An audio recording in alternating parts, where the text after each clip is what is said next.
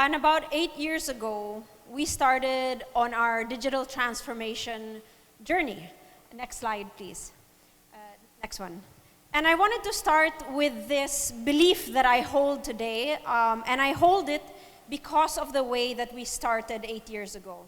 So I truly believe that at any given time in a company's history, a company needs to have either a burning platform or a wildly compelling vision to drive it. And at some time, it can have both, right? But I think that this is really important if a company wants to remain relevant in this hyper-changing world. And this was very much true for UnionBank in 2016, pre-pandemic era. Next slide, please. We were faced with an environment where a lot of fintechs were coming into the Philippines. A lot of tech companies were going global and increasing their reach locally in different countries. And the Philippines was not spared of that. And as an incumbent bank, not one of the top 3, but one of the top 6 banks in the country, we said, what's going to happen to us if we just sit still in this environment where a lot of fintechs who have great customer experiences are coming in to the country? And so at that point in time, it was very clear in top management and in our board's minds that we needed to light a fire under ourselves or create a burning platform for change. Because for two reasons. One, if we just stood still and did nothing, we would end up shrinking our franchise. And the second is we had a belief that we had nothing to lose by trying to play in this new game in the digital era. And so we launched our digital transformation objective at that point in time 8 years ago, which was to be the best digitally transformed bank in the Philippines. And this is the framework we used. This is a dual transformation framework where we said UnionBank and City Savings, which were 2 of the banks we had at the time, needed to become digitally transformed in order to compete in today being that time and tomorrow's world. But that was not going to be enough. We also needed to launch a plan B because we believe that with Amazon and Lazada and all of these large tech companies going global and entering local markets like ours, the banking game would be changed. In fact, one of the quotes that really drove us at that time was Bill Gates when he said, banking will continue to be relevant. Banks, maybe not. Right? And so that made us realize if banking in its different forms, savings, lending, securitization, will continue to exist, but banks might not, how will banking exist in this digital world? And that's when we said we needed to launch Plan B, which was an initiative to look into embedding banking into platforms. And that's what how UBX was born. Now, next slide. For Plan A, which was to make us the best digitally transformed bank, some people ask, what do you do in a digital transformation? Isn't it just about purchasing tech? And for us, talking to a lot of experts, talking to people who had done it before, not in the Philippines, but outside, we realized early on that the transformation needed to be holistic for it to be successful. Anyone that has capital can purchase and subscribe to tech. But that's not going to be what makes you successful. So we needed to look at everything from what tech stack do we need, of course, but not tech stack for the sake of tech. Rather, we needed to start with what business objectives are we trying to deliver and work backwards into what tech we needed to deliver that. And so we had a whole enterprise architecture plan that we developed. We needed to look at the talent that we had and the skill sets we needed to either acquire or develop. And so we had a people transformation plan that we also rolled out.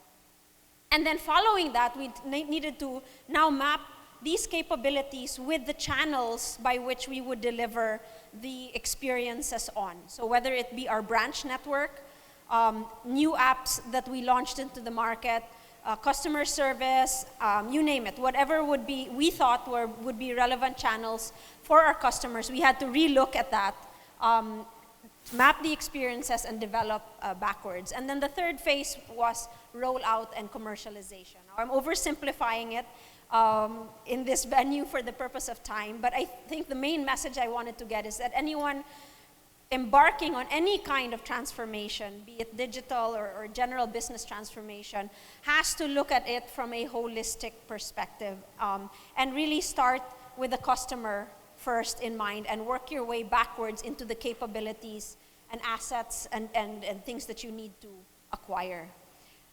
Next slide, please.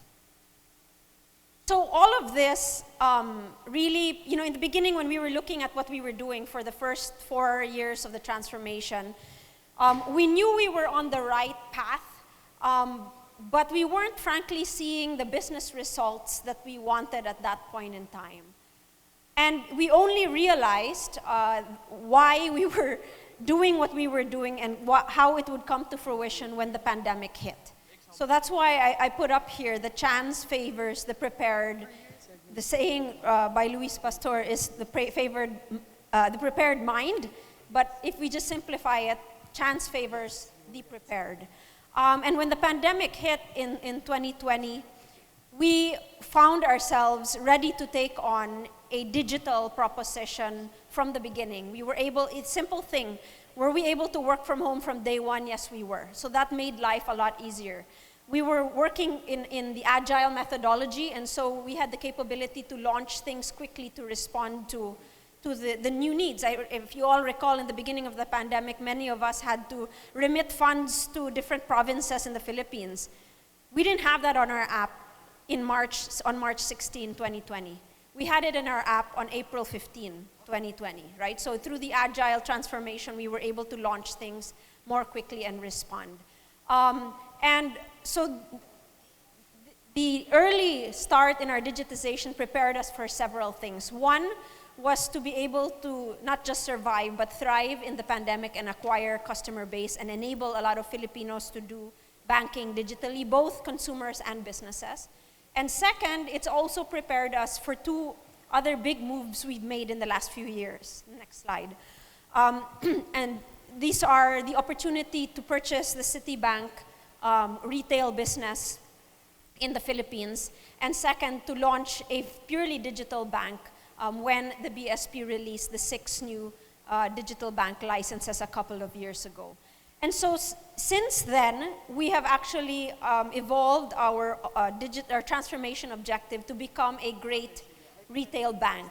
We found that the capabilities we were able to develop during the initial stages of the transformation opened the doors for us to be able to integrate a large consumer business like the Citibank business here, where we actually had to rebuild the entire tech stack Citi had in order to deliver the promise that we made to the customers, which was that you would be able to keep the features and services that Citibank used to offer in the Philippines. And then second, that we had the confidence to say we can launch a digital-only bank because we had already done some parts of that in UnionBank prior. And so while we can say we've had a successful transformation thus far, it's far from perfect and we continue to learn. But we also want to look back and say, how can we tell if we're on the right track towards becoming a great retail bank? And this is the last slide before we move on to the talk with Paul. These are the things that we're looking at as we track how we're doing towards our great retail bank aspiration. So today, we hold the second largest retail customer base in the country. This is not widely known. So we're not a top 3 bank in asset size, but we have the second largest retail customer base among banks in the country. We also have the largest BankNet depositor base, and this is based on BankNet's own report that they publish. We are the second largest in terms of digital transactions, number 1 bank, second to GCash, and this is based on InstaPay or fast funds, right? And so again, this is without having the largest branch network nor the largest or top 3 asset base in the country. And I think for me, the most important is how are we doing in terms of the customer's minds? So we are the most highly rated and downloaded banking app in the country.